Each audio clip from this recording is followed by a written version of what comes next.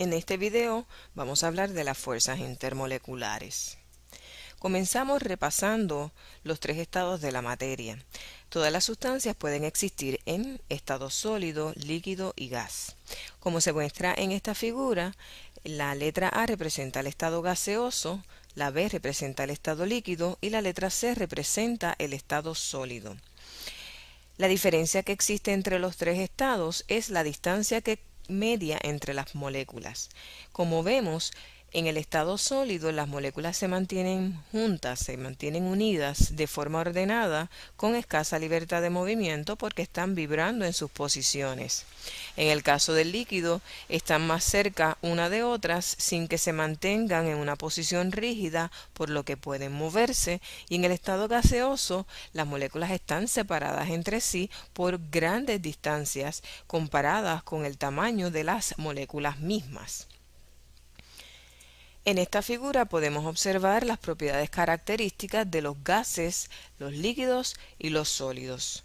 El estado gaseoso adopta el volumen y forma de su contenedor, de su envase, tiene una baja densidad y es muy compresible. Por lo tanto, el movimiento de las moléculas es muy libre. En el caso de los líquidos, tienen un volumen definido, adoptan la forma del envase donde se encuentren, o sea que tienen una forma indefinida, tienen alta densidad, son ligeramente compresibles y se deslizan entre sí libremente. Las moléculas del líquido se deslizan libremente. En el estado sólido, los sólidos tienen un volumen y forma definida, tienen una alta densidad y virtualmente son incompresibles, y el movimiento de las moléculas es que vibran en sus posiciones. Vamos a comenzar hablando de las fuerzas intermoleculares. Las fuerzas intermoleculares son fuerzas de atracción que existen entre moléculas, y las fuerzas intramoleculares son aquellas que mantienen a los átomos de una molécula unidos.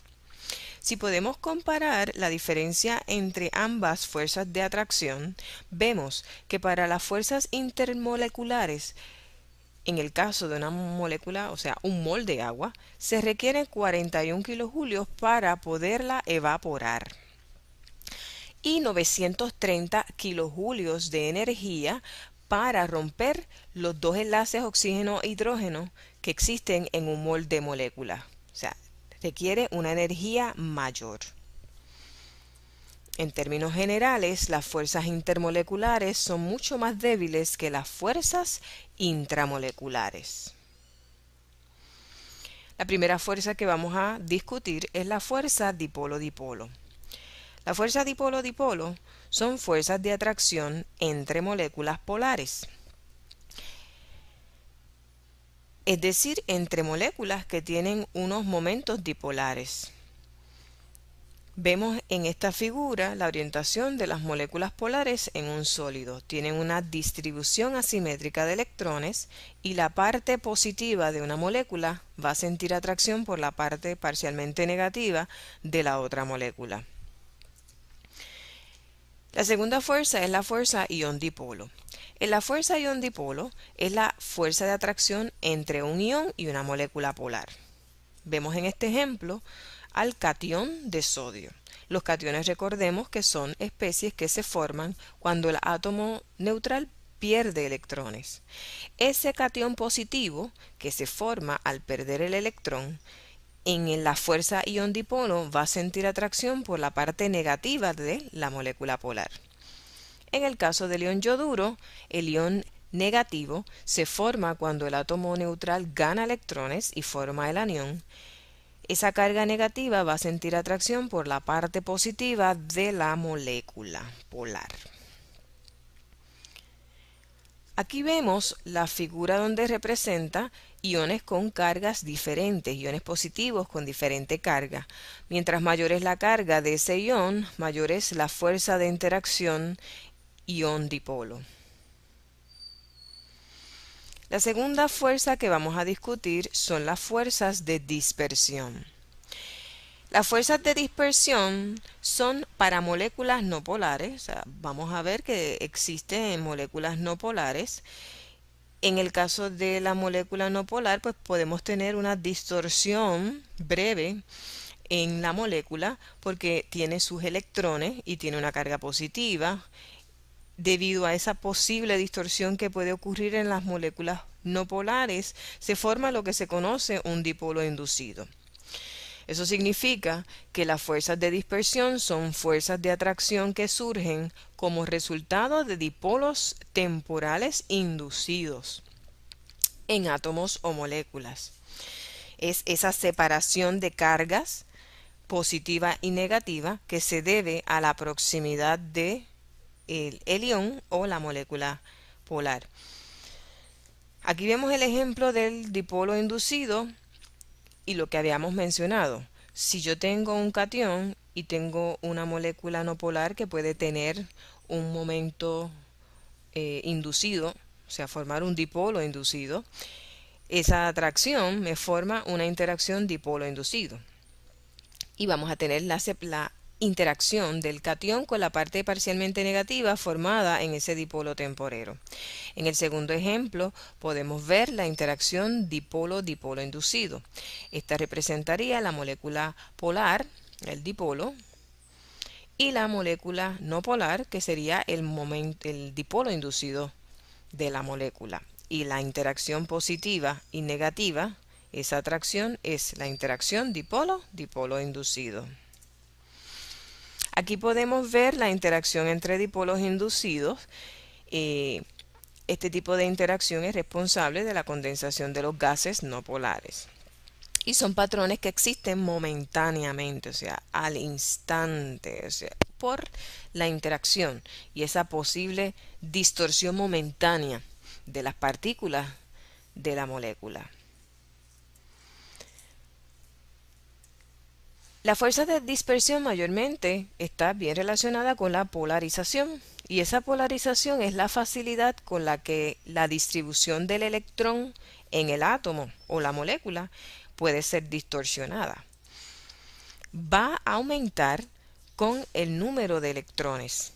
A mayor número de electrones, vamos a tener mayor distorsión de la molécula y mayor fuerza de dispersión.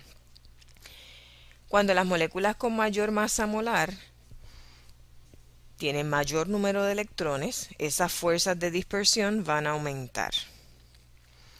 También tenemos que la polarización aumenta con una difusión de más nubes de electrones. A mayor masa molar, vamos a tener un átomo más grande y es más fácil alterar esa distribución electrónica porque ese núcleo va a tener menos fuerza, ¿verdad? El núcleo va a traer con menos fuerza a los electrones externos. En esta tabla podemos observar una comparación de los puntos de fusión de sustancias formadas por moléculas no polares.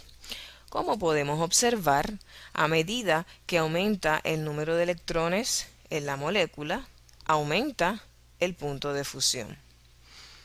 Dado que todas estas moléculas son no polares, pues la fuerza intermolecular que está presente son las fuerzas de dispersión. En términos generales, las fuerzas de dispersión aumentan con la masa molar. Aquí vemos la tabla periódica de los elementos. Debemos recordar, ¿verdad? Y podemos ver que a medida que bajamos en los grupos, la masa molar aumenta. Por lo tanto, vamos a tener mayor dispersión en esos átomos que tienen mayor masa molar.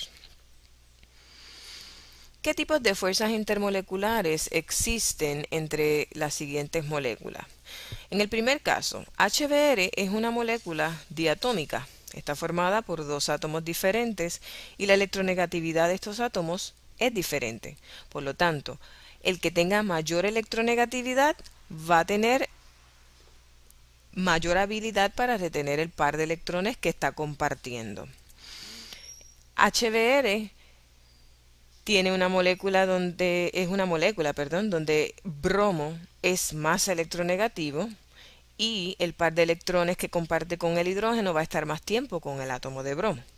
Por lo tanto, es una molécula polar y su interacción es dipolo-dipolo.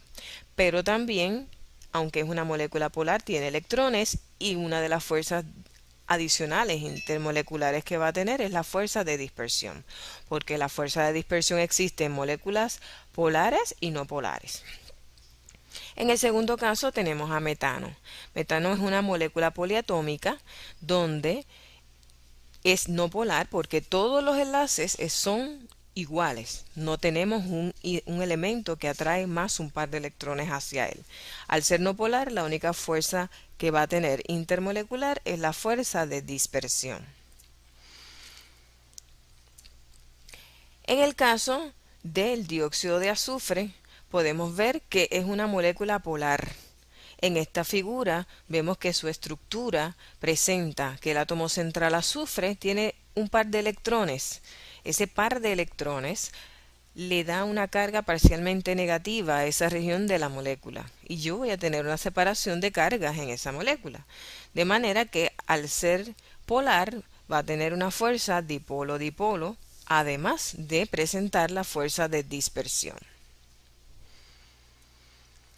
La tercera fuerza intermolecular son los puentes de hidrógeno. Los puentes de hidrógeno es una interacción dipolo-dipolo especial que ocurre entre un átomo de hidrógeno en un enlace polar con un par de electrones de un átomo bien electronegativo como lo es oxígeno, nitrógeno y flúor. Aquí tenemos entonces la atracción del hidrógeno con el par de electrones de oxígeno que es bien electronegativo, es un puente de hidrógeno. Aquí vemos la atracción del par de electrones de nitrógeno con el hidrógeno. En esta tenemos la atracción del par de electrones del átomo de flúor con el hidrógeno. Y esa interacción se conoce como puente de hidrógeno.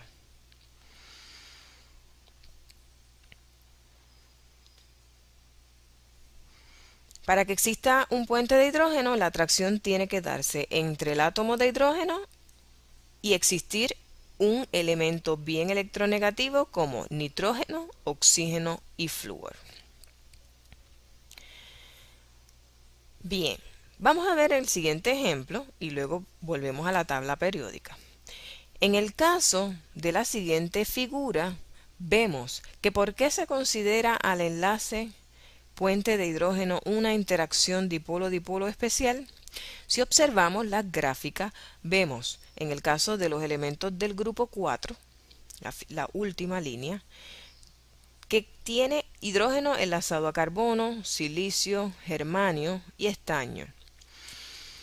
Si regresamos a la parte anterior, vemos carbono, silicio, germano y estaño. A medida que aumenta la masa molar, la cantidad de electrones aumenta, vamos a tener mayor fuerza de dispersión. ¿Okay? Y vemos que en esta gráfica se relaciona el período con el punto de ebullición. Para estos elementos observamos que a medida que aumenta el número de masa molar, el punto de ebullición aumenta. Carbono es el primer elemento, o sea, se encuentra en el periodo 2, tiene menos electrones que estaño, por lo tanto el punto de ebullición es menor porque va a tener menor fuerza de dispersión. En el caso de la línea roja donde tenemos a la molécula de agua, tenemos a hidrógeno enlazado a oxígeno, azufre, selenio y telurio. Si observamos el grupo de oxígeno, azufre, selenio y telurio, que es el grupo 6, tendríamos entonces que el oxígeno debía exhibir un punto de ebullición más bajo, pero observamos el patrón contrario. Tiene un punto de ebullición sumamente alto y eso se debe a que está presente la interacción de puentes de hidrógeno. Al ser una molécula polar, tener fuerzas de dispersión dipolo-dipolo que tiene toda molécula polar y puentes de hidrógeno, se necesita mucho más energía para poder romper los enlaces y poder evaporar la molécula de agua. Por consiguiente, el punto de ebullición será mayor. A medida que disminuye el peso molecular, disminuye el punto de ebullición. Pero en el caso de moléculas que exhiben fuerzas intermoleculares sumamente fuertes, el punto de ebullición aumenta.